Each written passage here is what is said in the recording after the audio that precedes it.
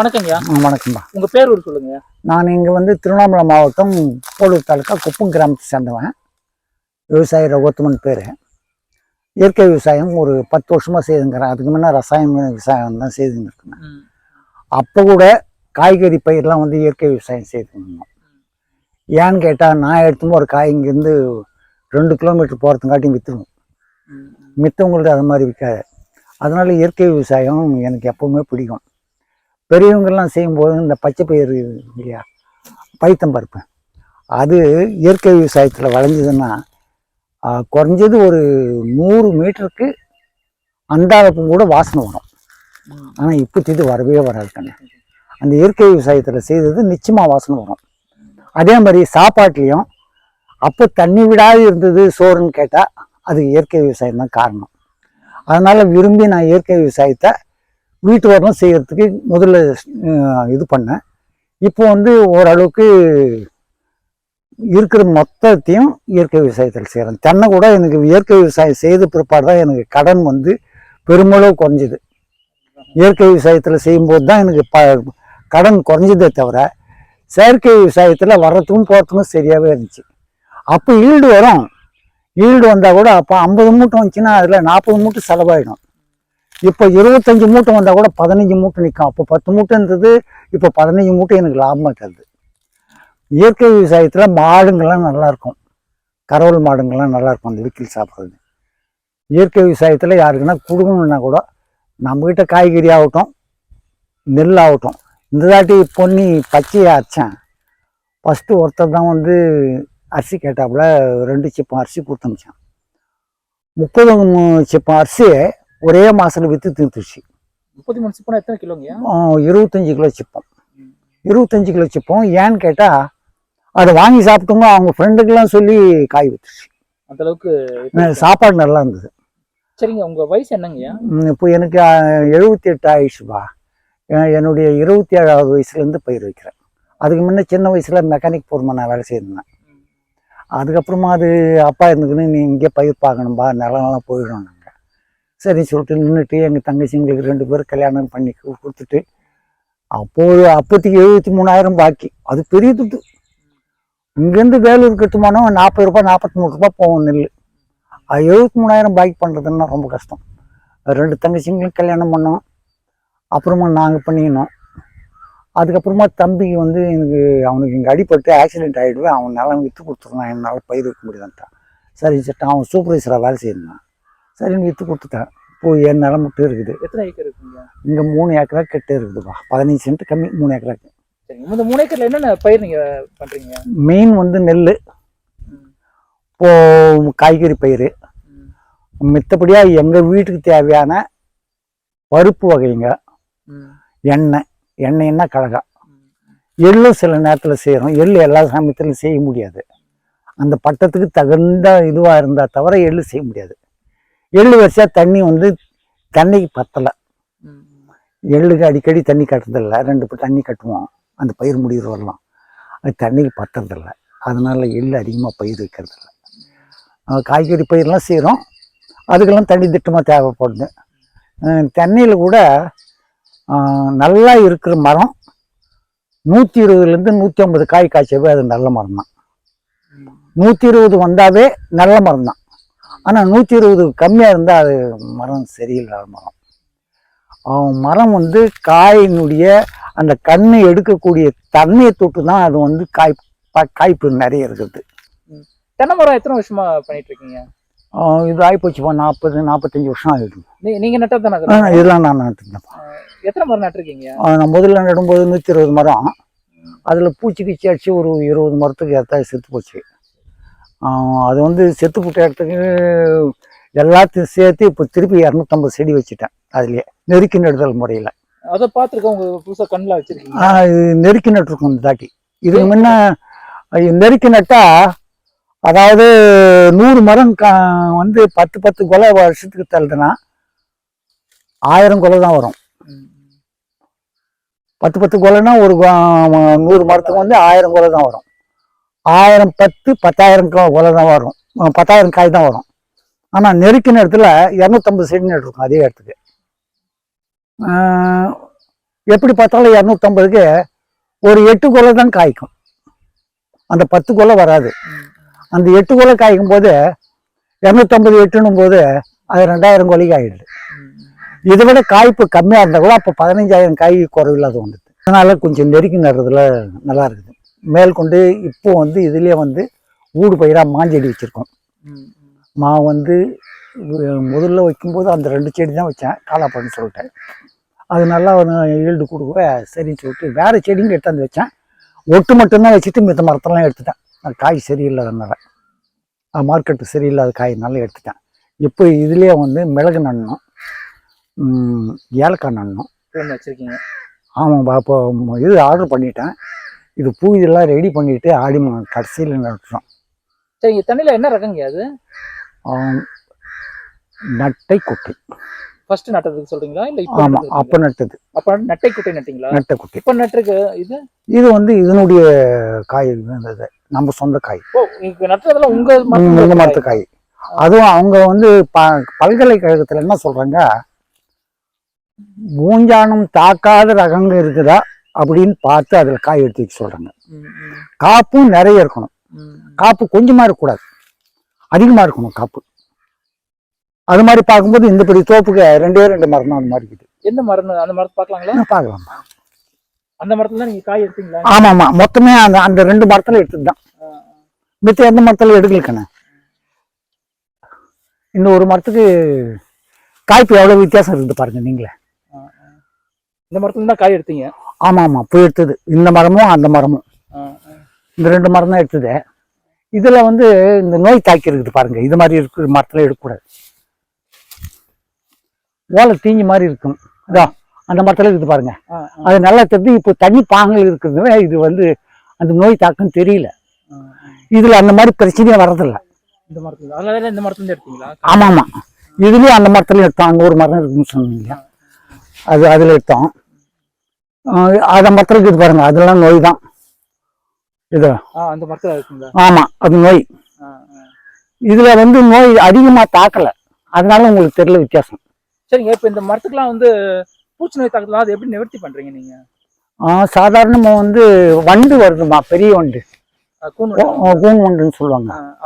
அதுக்கு மெயின் வந்து இந்த பவர் பல்ப் வருது இல்லையா, பவர் பல்ப் எல்இடி, அதுல பவரா இருக்கிறத வாங்கி வந்து போட்டு ராத்திரி சாயந்தரம் 6 மணிக்கெல்லாம் லைட் போட்டுருவாங்க.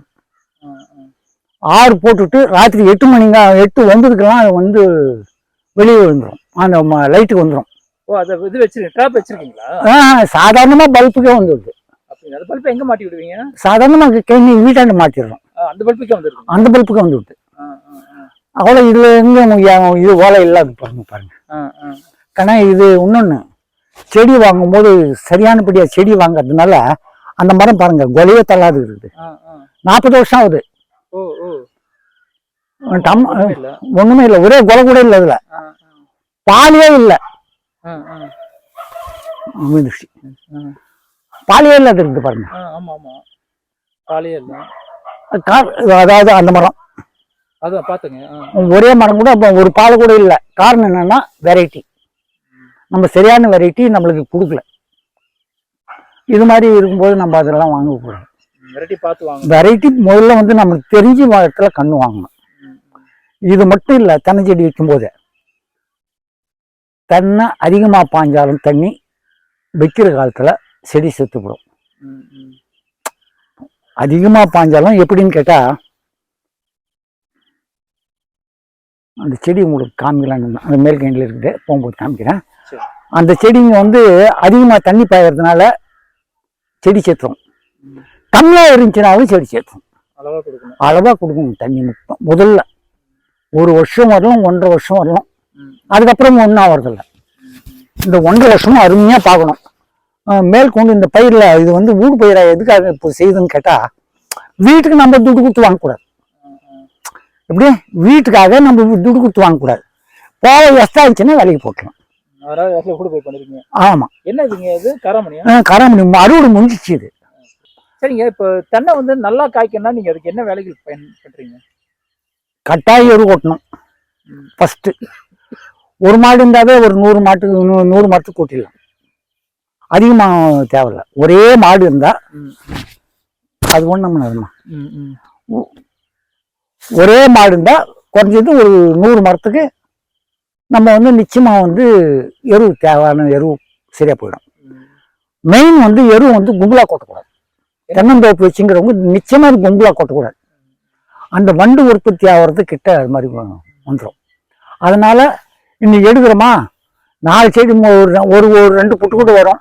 அந்த 2 புட்டு கூட 2 செடி கட்டு கூட்டிடணும். நீங்க அது செடியை விட்டு ஒரு ஒரு கஜத்துக்கு கொஞ்சம் பின்ன தூரம் கொட்டிடணும். இப்போ செடி ஓரம் கொட்டக்கூடாது. அது மாதிரி கொட்டிட்டாவே போதும். நீங்க வந்து மகன பிற்பாடு போடணுன்றதே கிடையாது. நிலத்துல போட்டாவே ஆட்டோமேட்டிக்கா மட்டி விடும். நம்ம ஓட்டுறோம் இல்லையா 3 மாசத்துக்கு ஒரு தாட்டி, 3 மாசம்னா 90 நாள்னா 100 செடிக்கு முடிஞ்சு போகுது. ஒரு செடிக்கு ஒரு நாளைக்கு கொட்டதா இருந்தா கூட இது சரியா போயிடுது. உழைப்பு கம்மிமா. தென்னை காலையில 6லிருந்து 8 மணி வரலாம் உழைப்பு. ஒரு மாசத்துக்கு ஒரு 100 மரம்னா 100 மட்டை விழும், 100 பாலை விழும், காய் விழும். காய் வந்து குறைஞ்சது ஒரு 1200லேருந்து 1500 காய் விழும் மாசத்துக்கு. அன்னைக்கு காய் அப்பப்போ எடுத்துன்னு போய் காலையில எடுத்துன்னு போய் சேர்த்துடணும் கும்பலா. நாங்க காயை தனியா விற்கிறது இல்லை, பிறந்து பருப்பை விற்றுறோம். ஏன் என்னங்க காயா வித்தா? காயா வித்தா அது ஒரு நாளைக்கு ஏறும், ஒரு நாளைக்கு குறையும். அதெல்லாம் பிரச்சனைப்பா. வித்தா பருப்பு எடுத்து வித்தா? பருப்பு எடுத்து வித்தா அது ஒன்றும் பயம் இல்லாது. இப்போ நெல் மூட்டை கட்டி போட்ட மாதிரி அது என்ன கெட்டு போடுமா என்ன? எப்போ வேணாலும் வித்துக்கலாம். எப்போ வேணாலும் வித்துக்கலாம். அதே மாதிரி விலையா இருக்கும்போது விலையா இருக்கும்போது வித்துக்கலாம். அது கூட மாசத்துக்கு ஒரு தாட்டி காய வைக்கணும். தேங்காய் பருப்பு பருப்பா வச்சிருந்தா மாசத்துக்கு ஒரு தாட்டி காய வைக்கணும்.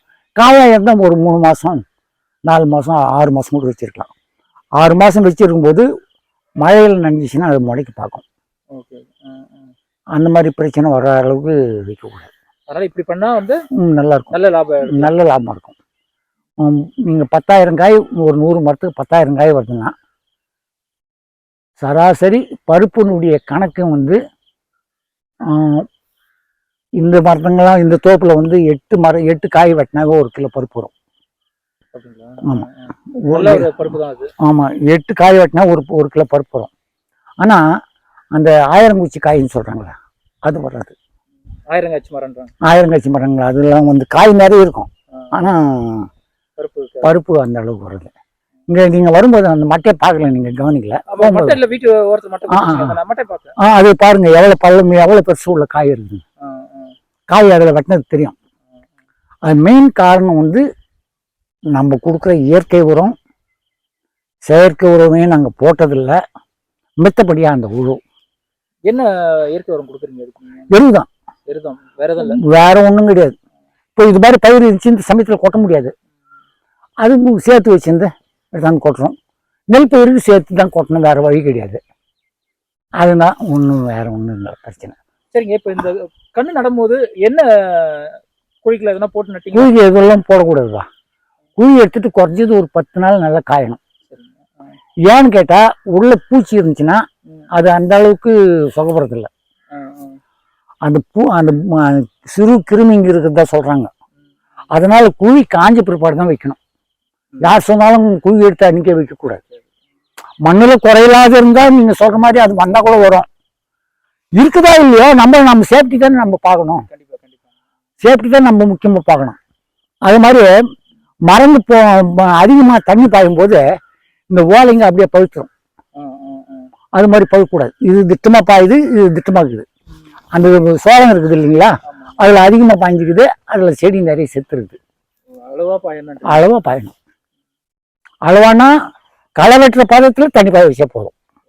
களை வெட்டி எடுத்து கொத்தினா எந்த அளவுக்கு இருக்குதோ அந்த அளவுக்கு இருந்தா போதும். அந்த வந்தா போதும். ரொம்ப ஈரம்லாம் தேவையில்லை. அதே மாதிரி ரொம்ப காஞ்சி விட்டாலும் வேலைக்கு வராது. வேறு ஒன்றும் இல்லையா, வேறு விட்டாதான் அது. இன்னொன்று கண்ணு வைக்கும்போது குழி காயறது மட்டும் இல்லை, அந்த வேருங்க சுத்தமா கட் பண்ணணும். தென்னை வேரை சுத்தமா கட் பண்ணிட்டு அதை அந்த குழிக்கு உள்ளே இருக்கணும் அந்த செடி. அந்த காய் வந்து மேலே வந்து ஒரு அங்குலம் தான் மண் இருக்கணும், அதிகமாக இருக்கக்கூடாது. அந்த காய்க்கு மேலே கண் இருக்குத அந்த காய் மறைஞ்சிட்டு அதுக்கு மேலே 1 இன்ச்சு மண் இருக்கலாம். அது கொட்டை கொட்டை உள்ள முதல்ல நல்லா மெரிச்சு விடணும் கண்ணை. அந்த மண் போட்டு நல்லா கொஞ்சம் கூட லூஸ் இல்லாத நல்லா மெரிச்சு விடணும். இல்லைன்னா பச்சை கட்டுறது லேட் ஆகும், செடி சாவறதுக்கும் வாய்ப்பு இருக்குது. அந்த மாதிரி செடி சாவாத அளவு இருக்கணும். இதில் வந்து பயிர் வந்து வைக்கும்போது தென்னை வந்து ஒரு சிறந்த துண்டு பயிர். கஷ்டமில்லாத ஒண்டிக்காரனுக்கெல்லாம் அது நல்ல ஒன்றும் இல்லைப்பா. அது இருக்குது ஒரு 4000 காய் 3000 காய் இருக்குது.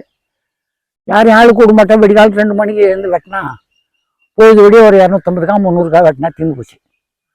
ஒரு மாதத்துக்கு எவ்வளோ ஒன்றாலும் வெட்டிடலாம். 3000 காய் வெட்டினா அது மிச்சமாக வந்துருக்கு. இப்போ இந்த இதில் மரத்துல இருந்து நீங்க ஏறி எப்படி காய் பறக்குறீங்க? நாங்கள் எங்கே பறிக்கிறோம், அதே விழுதும், அது விழுந்துரும். அது விழுந்துடும். ஒரு குறிப்பிட்ட நாள் ஆனால் அது விழுந்துடும். சப்போஸ் வந்து தண்ணி அதிகமாக இருக்கும்போது இளநீரே கூட விழுந்துருக்கு, வலையோடு பிழிஞ்சு விழுந்துடும். அது மட்டும் எடுத்து போய் வைப்போம்.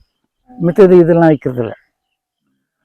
மரம் பார்த்து விதை எடுக்கிறது, அது மாதிரி மரம் வந்து மாட்டக்கூடாதுன்றதுக்கு தான். இதில் எல்லாத்த விட சிறந்த மெத்தேடு வந்து இயற்கை உரம் கொடுக்குறது மட்டும் இல்லை, அது பூச்சி வரும்போது அது பார்த்து அடிக்கிறது ஒன்று. எந்த பூச்சியை? அந்த கூன் வண்டுன்னு சொல்கிறோமே, அந்த கூன் வண்டு. அதே மாதிரி சிறு பூச்சி ஒன்று வருது. அது சிறு பூச்சி வந்துச்சுன்னா அது குளோன்னு ஒரு மரத்தில் ஒரு 10 கிலோ அளவு கூட அந்த வண்டுங்க இருக்கும். சின்ன சின்ன வண்டுங்க 10 கிலோ அளவுக்கு மேலே கூட இருக்கும். அது என்ன பண்ணுறீங்க? அது போனால் போனதுதான் மரம். நாற்றம் சரியான நாற்றம் அடிக்கும். மரம் குத்தியாக வந்து உள்ளே போய் துண்டது என்ன மருந்து வச்சாலும் வேலை செய்யலை. உங்கள் மரம் எதனா ஆயிருக்கா? ஆயிருக்குதுமா. அங்கே அந்த மேல் கைங்கில் ஒரு 3 மரம் அது மாதிரி ஆயிடுச்சு முதல்ல. இப்போ எதுவும் கிடையாது. காரணம் தண்ணி அப்போ வந்து போர் போட்ட புதுசு, தண்ணி நிறைய இருக்குது. தண்ணி நிறைய கட்டினா நல்லா வளையன்னு சொல்லிட்டு ஒரு குருட்டு நினைப்பு. சரிங்க. கேடி கேள்விக்கு வந்து தண்ணியை பற்றி நிறைய விஷயங்கள் வந்து சொன்னீங்க. தண்ணியை எப்படி பராமரிக்கணும் என்னன்னுமா, இது இயற்கை உரம் வைக்கும் போதே அதுக்கு வந்து ஓட்டி விட்டாதான் அந்த உரமே வேலை செய்யும். எப்படியோ 3 தடவை ஓட்டினேன்றீங்க. 4 தாட்டி ஓட்டுறது குறைஞ்சபட்சம் 4 தாட்டி ஓட்டணும். 3 மாசம் ஒரு தாட்டி ஓட்டியே தீரணும். அப்படின்னாதான் நம்ம மரங்கள் வந்து நல்லா இருக்கும். பூச்சி 90% பூச்சி நோய் குறைஞ்சிடும். சரிங்க. நான் கேட்ட கேள்வி நிறைய விஷயம் நன்றிங்க.